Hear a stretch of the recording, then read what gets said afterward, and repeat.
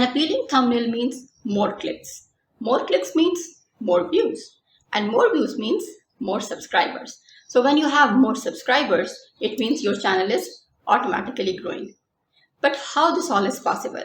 So stay tuned with Techneola. I'm Rabia Mahmood and I'm going to tell you in this video bit by bit.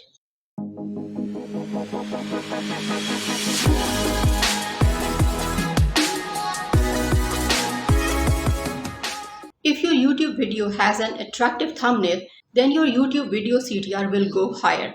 So what is CTR? CTR means click-through rate. But what is click-through rate? In layman language, actually CTR means that YouTube is supposedly showing your video to 1,000 people. And from those 1,000 people, 100 people are clicking on your video by looking at your thumbnail and title. So it means that from 1,000 people, 100 people has been clicked on your video. So it means your CTR rate is 10%. A good CTR is from 2.5 to 5%. It means if 250 to 500 people are clicking on your video by looking at your thumbnail and title, it means that your CTR is good enough. Now, you need to understand that CTR is directly proportional to your videos. If the CTR is more, then it means it is good for your videos and organically your channel is growing. As I told you earlier that I'll tell you step-by-step process. So first of all, how you can make a great and very attractive thumbnail, you need to follow these steps. Number one step is how you can gather good photos for your thumbnail. It's a very simple process. First, you need to make a small video because it would be very hectic if you'll be taking so many clicks. Make a small video and post differently in that video. But make sure you need to give some pauses after every pose, so as you can take a snapshot from that video. And one more important thing, when you are making a video, you need to make sure that your background is plain and properly lit. Step number 2, import files from your phone to your laptop or PC. So how you can import files? There are very different ways and you can choose any way you want to. Supposedly you can transfer media, your videos from your phone to your laptop through data cable or through Bluetooth, or even you can use vtransfer.com, and this link is also given in the description box below. Now you have completed both the steps. You have taken different pictures. Now you have made the video and you have imported that video in your PC. Step number 3 is snapshot on the VLC. Now how you can take a snapshot from your video? It is very simple. Again, open video in the VLC and in the menu bar you can see a video. On the top menu you will see that it's written video. Now click on the video and in the drop down menu click on the snapshot and simply take the snapshot of your video, and you can take as many snapshots as you want of the different poses and which you can use for your thumbnails. Step number 4. How you can import your snapshots in the Canva. Now Canva is a free online tool which I use for making thumbnails. So now I'm going to tell you how we can make a great and eye-catching thumbnails on Canva. Now we will open a Chrome and in the URL bar we'll write canva.com. Now you can see the interface of the Canva. You need to obviously sign up because you have not made an account, but I have already made an account. So I'll only click on login and I'll continue with the Google and will choose my own account, which I have already made. Now you can see the interface of Canva and there are so many things which are visible on my screen. Not only you can make thumbnails, rather you can make videos, presentations, logos and so many other things. So right now we are going to make and create a thumbnail. For that purpose, you'll click on create a design, and if you want to use templates, then you can write down thumbnails over here. I'll tell you later on and I'll show you some of the templates as well. But right now we are just going to make a thumbnail, so I'm going to show you from a very start or a scratch. So what we are going to do, because we are going to make a custom made thumbnail, so click on the create design, go to the custom size. As the Canva gives a resolution of 720p, but we want to make more crisp thumbnail, so we want to make a thumbnail of at least 1080p. So what I'll write 920 by 1080p and click on create new design. Now you can see this interface. A blank page has been opened in front of you. These are templates which you can use, and these are not only the templates for thumbnail, rather you can make many posters as many you can and you want. So I'm going to scroll it here, and if you'll hover on these things, click on the elements, you can see there are different elements which Canva has, and you can see their graphics. Uploads, you can click on the uploads and you can upload the images or videos or the audios. Go to text, you can see different font styles and different combinations of the fonts of the text which you can use. Go to the photos, so you can use many photos what you want from their stock footage. And when I'll click on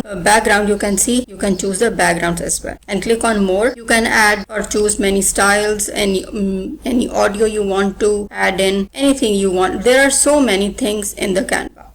So first of all, what we are going to do, we are going to choose a background, and right now I'm going to recreate the same thumbnail which I have already created for my previous video of the shortcut keys. So for that purpose, I'll choose the same background color. You would have been observed that in my previous thumbnail there was a background, and in that background there was a blend of keyboard and the blue color. So now I'm going to show you how I did that. I'll choose the color of my Techneola's theme, that's the blue. Okay, now I have chosen. Now I'm going to show you that how we can add the I blended the keyboard on it. Now I'll go to the photos, as I need a photo of a keyboard, so I'll write keyboard. As you can see, it is showing you many different types of pictures of the keyboards. Now I use this one, so drag and drop here and you can fit to the page. I'm going to fit it to the page. Now if you'll hover over here, then you can see a transparency. If you'll lower its transparency, then you can see the changing of the color. So the background is blending with keyboard color. This was the real color of the background, this was the real color of the keyboard. Now I want to make this one. Now I have blended the keyboard picture and the background color. Now I want to import image over here. So what I'll do, I'll click on the uploads and I'll go upload media. Now I want to use this picture. As you can see, this picture has background, but in the Canva or in my thumbnail, I want to remove the background. So what I'll do, first of all, I'll remove its background by using a link remove.bg. So I'll write, I have opened up a new tab in front of you and I'm going to write move.bg. This link is also given in the description box. Now you can see this website's interface. You need to upload that image whose background you want to remove. Now I'm going to choose the picture.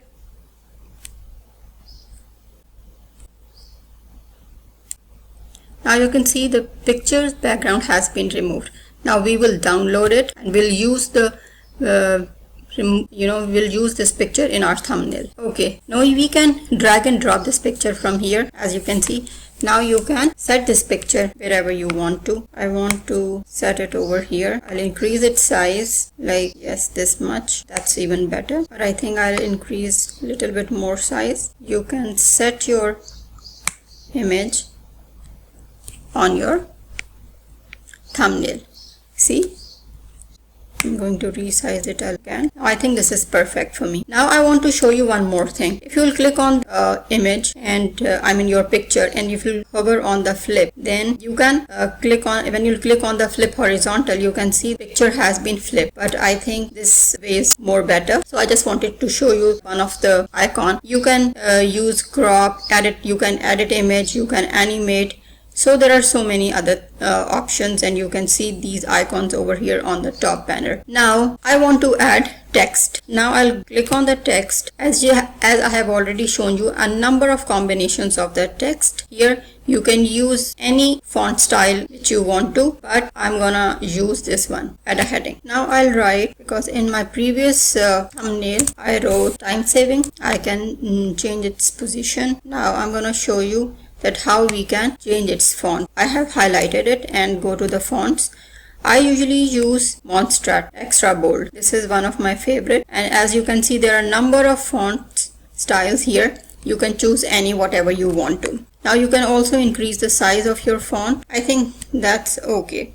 Now you can see that there is much line spacing in time and saving.